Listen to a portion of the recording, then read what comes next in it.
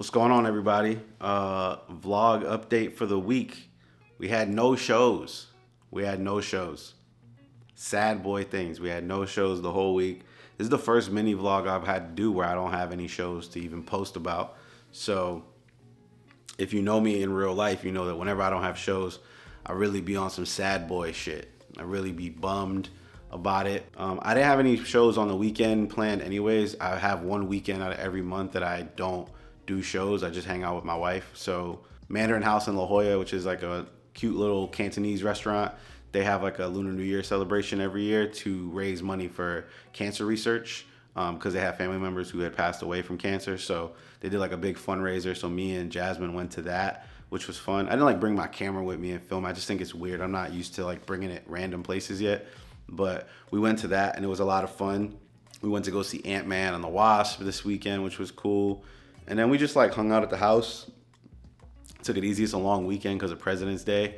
But I didn't have any shows the whole week leading up to it. Usually when I take Friday through Sunday off for shows, I usually have shows some point in the week. I couldn't get on nothing. I couldn't get on no shows this week. I'm like a little bit stressed out because I'm headlining a show on Wednesday and I really want to stretch out and do more time. I can do 25 minutes plus, which is cool on this show. Usually when I do these shows for my boy Cash, I usually do somewhere around 30, 35 minutes, but I really want to try to push myself to get to like 45 minutes. And so I've been kind of going through my notes a little bit, trying to figure out how I want to structure out a set for that long. The weekend was cool. I mean, it's nice to have a weekend with the wife to just hang out and just be around each other and not have to worry about running the shows and stuff. Before I forget, please subscribe to the channel, like this video, hit the bell for notifications, all that stuff. If you're taking the time out to watch these every week, I really appreciate you. And for those of y'all who stuck through and did watch this mini vlog this week where I basically don't have nothing new to talk about, for y'all, I am gonna put in a clip right now. When me and my wife travel, we have a rule we stick to, okay? I've been with my old lady 14 years, okay? We got a lot of practice with flying, okay? A lot of practice. Our main rule that none of the couples are gonna agree with here today is that when we fly, we do not have to sit together.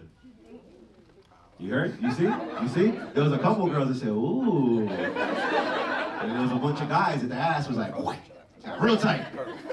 But their mind wide open. You know what I mean? Tell me more. You know why? Why we gotta sit? Why? Why one of us gotta sit middle and be uncomfortable? 6 hours across the country? Why? For love? Because love? Get the fuck out of here. Almost 15 years in with my wife. What new ground do we have to cover on this flight? What are we talking about? Hell no. When we book our flight, first is me in the window, my wife in the aisle. If you're bored, you sit between us. That's God's plan, okay?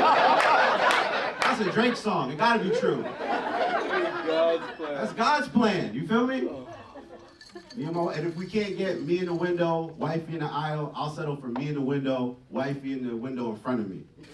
I like that option too, because if the plane go down, I just reach over the top and tell her, baby girl, it's been a good run. And that would be the first time we spoke on that flight. Because rule number 2 is, we ain't talking on this flight. Now, you can't be a couple and not sit together and start talking. I'm talking about a couple that's really not sitting together. I'm not talking about you weirdos who sit aisle, and then want to hold hands the whole flight. I'm not talking about you people. COVID should have got you out of here. There's no way. For love, I need pretzels, I need drinks. Let them go, Samantha. I wanted to stay consistent. So this week I still wanted to put out something. And just to be honest too, like it's just these weeks where I don't have shows bum me out. I get in my head a lot when I don't have shows or when I just don't be on stage much. I start having those moments where I'm like, should I be doing stand-up? Should I just stick to the day job and just focus on that? So I definitely get in my head a lot when it comes to like my own insecurities and being a little bit questioning of it. So yeah, I'm sitting here in my kitchen. You can see my pantry is right over there. I say my pantry, but Jasmine's the one who organized it. So that's over there. And then behind me, I got some photography from my boy Raphael from back in Providence. He's a great photographer, does a lot of great work, and he has some really cool shots of my my hometown. So boom, there you go. So my hometown, Providence, Rhode Island right there. Really dope stuff. And so I really appreciate Raphael for giving me those pieces. And by say giving me those pieces, I mean I paid him for those pieces. Pay your friends who are creatives, man. If your friends do music, comedy, art, if they do video, if they do photography, pay them, man. Pay them. Their dreams and their passions are not free, bro. Like, pay them. Stop being cheap. Your friend has a clothing line. Don't ask them for a shirt. Buy some shirts off them. If you're the type of person that buys a bunch of clothing from your friend who has a clothing company, or you have your friend come and shoot your event and you're always paying them their proper rates and taking care of them, those are your friends who eventually, when they really make it, yeah, they're gonna send you some shirts. Yeah, they probably take pictures at your daughter's quinceañera for you off the love, you know what I'm saying, and make sure it looks fire. Or your friend who's a comedian, if you've been paying for years and years and years, when they have their big show that's at a theater or something like that, or they sell out a club for a weekend and it's in your town, yeah, they'll probably look out for you and make sure your tickets are there for you at will call. So again, if you haven't subscribed yet, please subscribe. We are like 15 subscribers away from 100 subscriptions.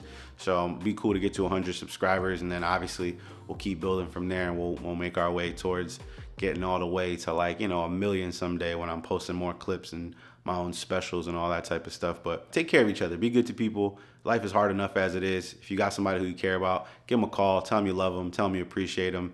And spread some positivity, man. There's enough hate out there. So make sure you love your people.